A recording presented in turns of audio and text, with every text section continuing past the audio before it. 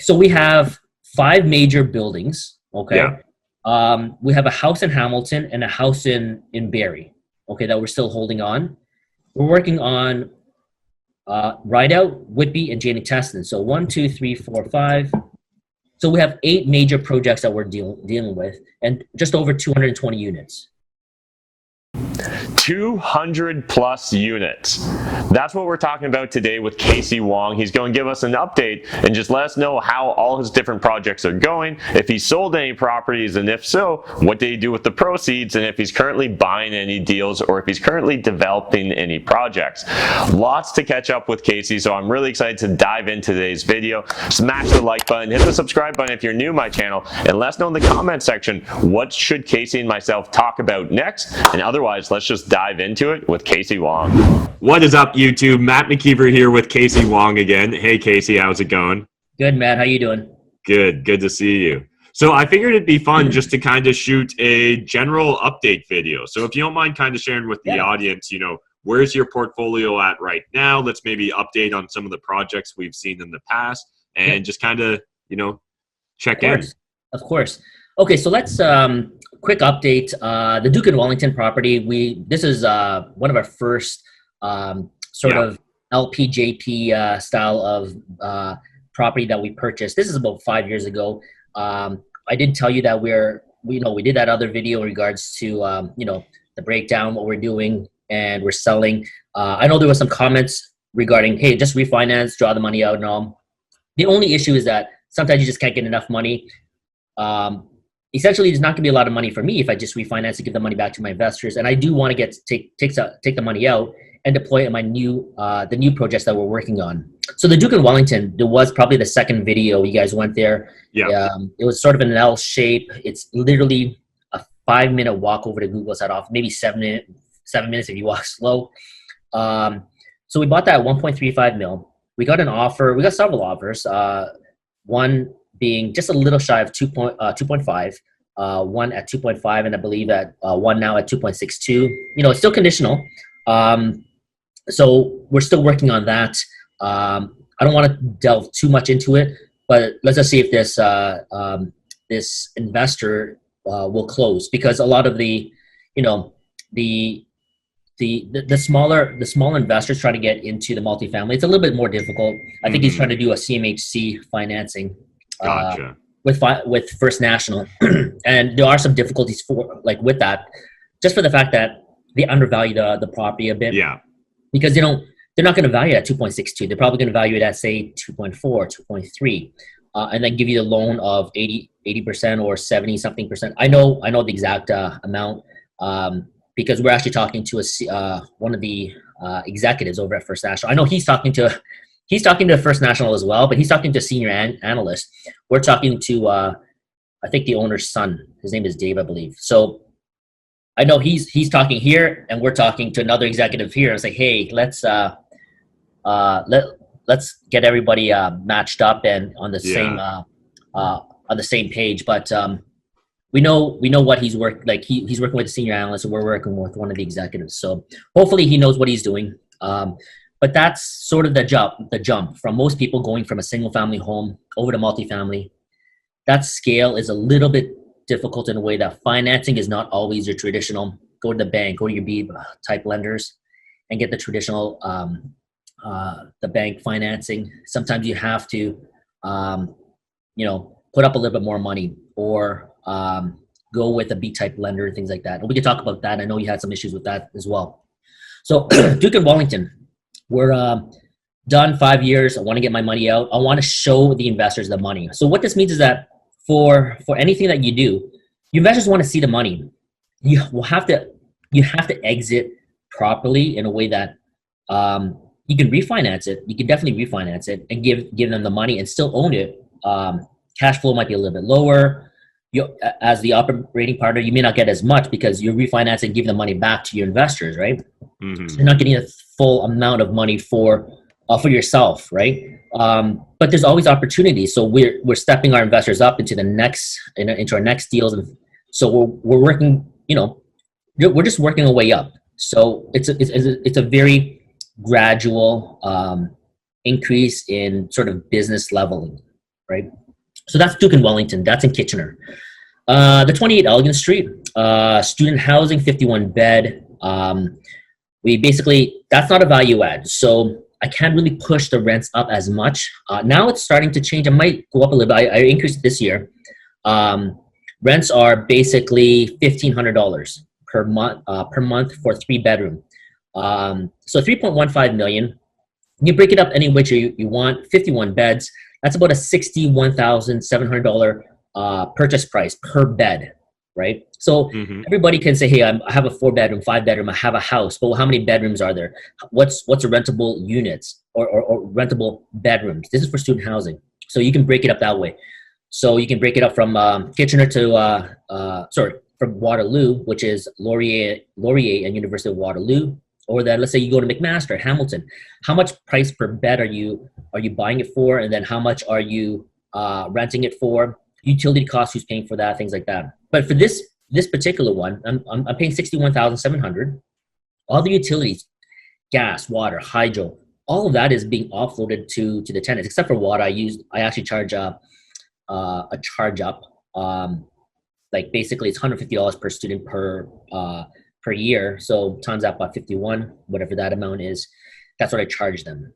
So very, very simple. If you're analyzing student housing, you can break it down, not necessarily by cap rate, but break it down by bedrooms. Go to the specific, so you know exactly what you're paying for, what your expenses are, and you can work it out that way. Now it's easier to compare, right? So you have to compare multiple houses, right? If you're doing all 3 bedrooms, you're gonna be analyzing all 3 bedrooms or all 5 bedrooms, and that's how you analyze it, right? So make sure that you do your due diligence properly for any kind of student housing. But if you can see, the more units that you have, let's say a 51 bed compared to a 5 bed, it's a big difference. Now my cost significantly goes down. From normally people will probably be paying about $90,000 per bed, $80,000 to $90,000 per bed. That's at the top end. But you drop it right down to about $60,000 for larger building, just for the fact that number one, your competition is not there. Your buyers, your sellers, even it's not there. They're not going to usually sell, and people don't usually buy a $3 million property. So less competition means that the price is going to be a lot lower. And then we refinanced it just 5 years. No, actually after the 5 years. Because I think in the other videos we talked about it. So I fixed it for a 10-year mortgage with CMHC. And I believe Jed has the numbers. I think it's about less than 2.5%. Gotcha. Right? And so Kasey, with that property, what's the decision criteria, or how do you decide whether, keep this one but sell the other one? Do you mind just kind of walking through, how you looked at this property and why you guys decided you wanted to keep it for another 10 years? To be honest with you, it's just the numbers. So my Duke and Wellington, it's a small building. It's 12 units. I rent it for about 14. I think total gross rent on that 12 units, I think it's 14 to 15,000, right? Per month. So for this one in particular, I think it's up to 27,000, right? And it's just the amount of work that you do and the amount of cash. So, and what you have in the future, like, to be honest with you, if you're working on in the future, if you have a property that you want to secure, you do need that capital, right? And it came to the point where it's 5 years. We had an option to refi. We can sell. And some of the investors are knocking on our door and say, hey, it's 5 years up. It's 5 years up. And they want to get out. There was only a couple investors. Some of the investors said, hey, let's stick with it. But sort of, the majority rules in a way that in our in our what is it, the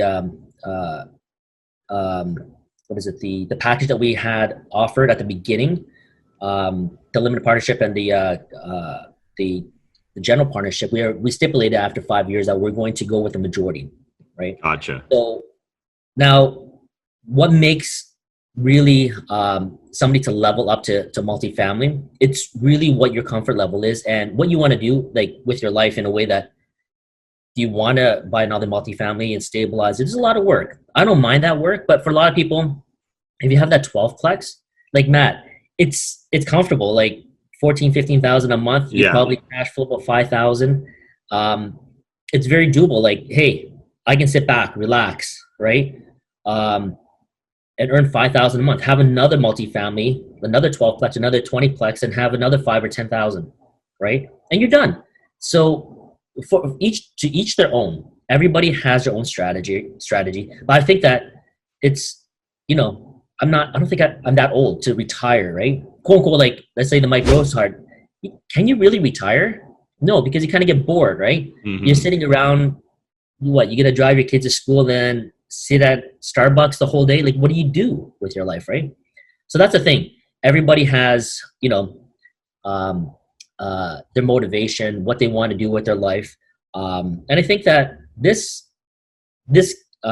strategy, what we're doing, or multifamily, or even now we're going to some land development, it's always sort of within our threshold. We can manage that risk, and manage the amount of work that we do. So hopefully that answers your question. Yeah, that was great. And then, so let's touch on the 65 unit. Seriously, it's easy. I have to say, there's not much to it. This is the 141 Linwood, 829, 841 MOAR, and the 356 Loader Street. 65 units. We bought it about 4 years ago now. I think 2016, I believe, around there. Great property. We had some turnover now. Normally I get some turnover during, just after the winter months. You know, people, springtime, they want to move and so on and so forth. So we have some turnover, which is actually good, because you want that healthy turnover. You don't want people stagnant. You don't want people living there for 25 years, 30 years. Hey YouTube, have you guys been enjoying the sponsorship splash page we have at the end of every YouTube video now? Do you guys like it? Are you a business owner, or maybe just a real estate influencer or investor, and you'd like more exposure to potentially my YouTube audience? Well, now you can help support my YouTube channel, as well as grow your personal brand or your business brand, by sponsoring my splash page. It's really not that expensive, and if you want to find out more information, it'll be all below in the video description down. So just go grab it, reach out to my team, and let's chat. You want that healthy turnover. You don't want people stagnant. You don't want people living there for 25 years, 30 years. Your rents are not going to catch up with that market rent, because we have this rent control, this rent cap, and it doesn't really help. It doesn't really help new supply. It doesn't help landlords renovating, things like that. So right now we have about seven vacancies out of the 65. Not to be too concerned. We have a couple of them that's going to be taken. So that just drives up the rent, right? So again, this is a value add. You put the money in, you renovate it strategically, 2, maybe 3-year payback period. Costs are coming up a little bit. Material costs, labor costs going up a little bit. But to be honest with you, rents are going up as well. So this little property in itself, you're looking 65 units, you're probably looking at about, I forgot the numbers. I think we're getting about 80, 70, high 70s or something in rents per month. So a very strong portfolio. These buildings are very, very strong. Low, maintenance costs, no elevators. Basically it's a 2.5-story walk up. So it's very simple to manage. If I have to do exterior work, it's simple. But the rents are nice and strong, like it's over $1,200 for one, $1,400 for two, and then about $1,600 for three. And now we're gonna be inching it up, plus parking, plus hydro. My Linwood property I offload. I think we talked about that before. We offloaded the hydro costs. You can go through that. You can offload everything basically. So you can sub-meter a lot of the utilities. Those three utilities, the hydro, which is electricity. Then you have your water costs, and you have your gas costs. You can offload them all, but be strategic on that, because not all. You want to be within that competition, within that market, right? So that's the update on that property, the 65. 150 to 115 Hyman Street, stabilized, great. Only one turnover right now. The back portion of the land we sold to the developer. I don't want to say anything negative. It's I sort of kind of rubbed the wrong way. She didn't answer my calls and stuff like that. And then I said, hey, what's happening with my parking lot, my garbage and things like that she's supposed to renovate for me. It was on the APS, as well as it was with the city as well. So we're actually going through the lawyers for information of when that's going to be done. So 150 to 158 Hyman Street is stabilized, and our investors are very happy. But yeah, 36 units. I did go in detail when doing the operational part of of how I sort of analyze the property itself. So look on that that little video. To be Arlington, that's in St. Catharines. St. Catharines market, I thought it was very, very strong. It is strong. I think the COVID stuff sort of, curtailed some of the demand. Nobody was really moving, so I had some vacancies. This is in St. Catharines, and St. Catharines, to be honest with you, it's a decent location. I dropped the rent slightly, so it's $11.50, which is not bad for one. 2 bedrooms about $13.50, and the 3 bedrooms about $15.50, approximate. So, and then plus hydro, so we're offloading hydro, and then plus parking as well. So we're getting up there as well, and then we're going to be adding two units, two 1 bed, I believe 1 bedroom and a bachelor unit. So that brings it up to 42 units, and we bought that for $4.3 million. It's not stabilized yet. We had some, tenant turnover, but now we're getting some good action right now. This is in July, excuse me, right? Sort of end of July, July 3rd, and now we're getting some good action where we're renting out some of the units. Oh, here's some stories. For St. Catharines, I had this tenant association, and they were like constant. They were on me, so I'll be getting lengthy emails, like literally, like you don't even want to read it. It's like a book. The counselor was there. I remember I had that. I'm not sure if you people know, but the counselor was on me. The city fire was on me. Property standards was on me. Fence came down. I fixed it. Very, very minor stuff. So the tenant association, her name is Irene, and then she was constantly, emailing and stuff, and I was getting really tired. Right? It was just 1 year. I was like, oh my goodness, like there's a lot of work, right? Dealing with like the emails and city complaining and things like that. And then I went to the check this out, Matt. I went to the tenant association. I go, hey, I'm looking to hire a superintendent, and I'm willing to pay $400 a month for the cleaning, and then anything above and beyond that, I paid $20 an hour. You get the painting and all that. And so, guess who applied? The person really? Yes, right. So the person that was running the tenant association, she applied for it. I was like, okay, but I knew that was going to happen, right? I said to my wife, Jen, you know what? Just watch, just wait. Let's see what happens. Yeah. She applied.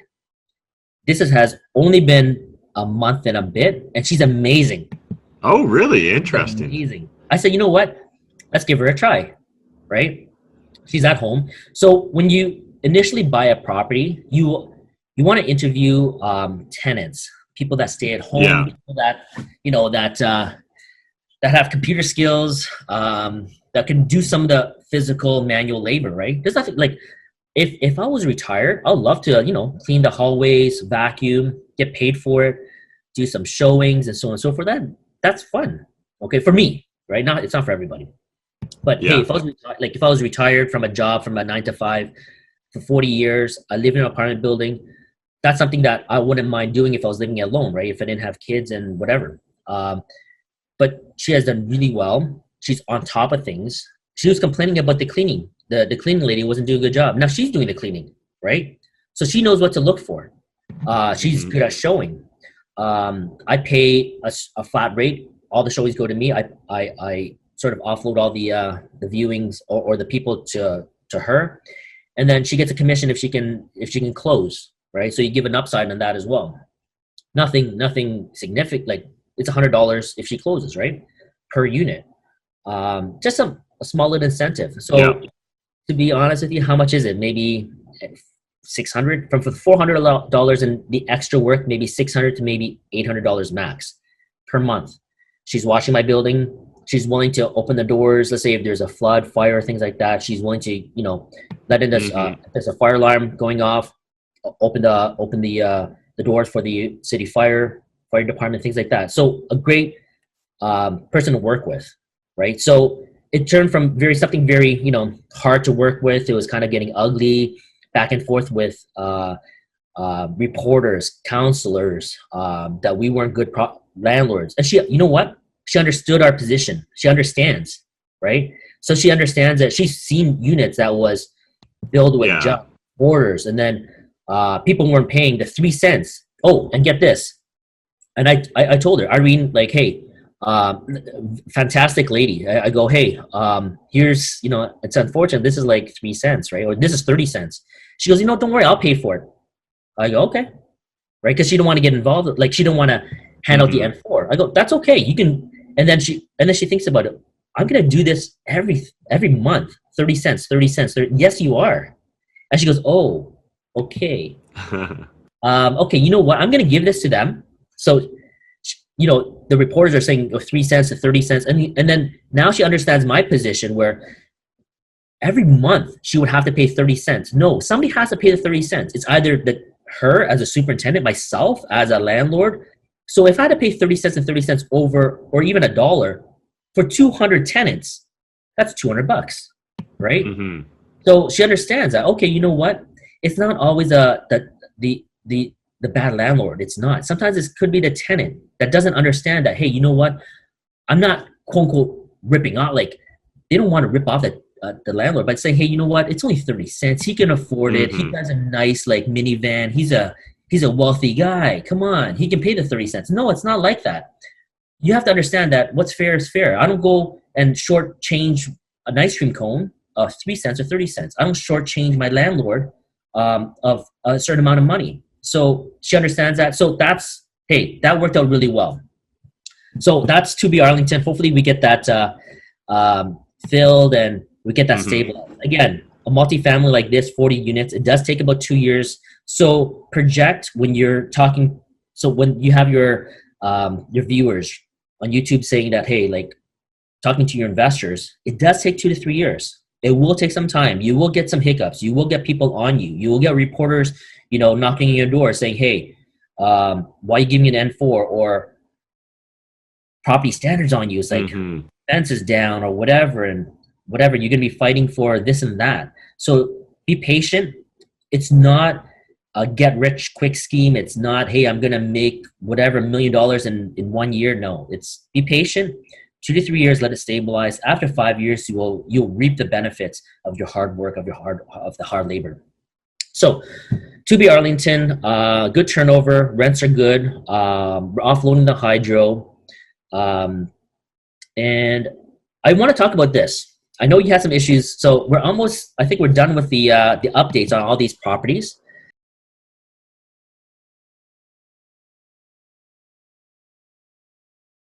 I had issues with second tier banks because, you know what, sometimes they don't come through. I said, hey, dude, I need more some money. And he goes, so how much, Kasey? 8 million. And then he goes, okay, so when do you need it by? Tomorrow. I need it tomorrow. So I need 8 million the next day. 1 day or 30 days. All right, it cost me 300,000. London's crazy. It's gone up quite a bit. Like right now, because of COVID and all, what's the best way for the government to pump money and pump jobs in is actually infrastructure.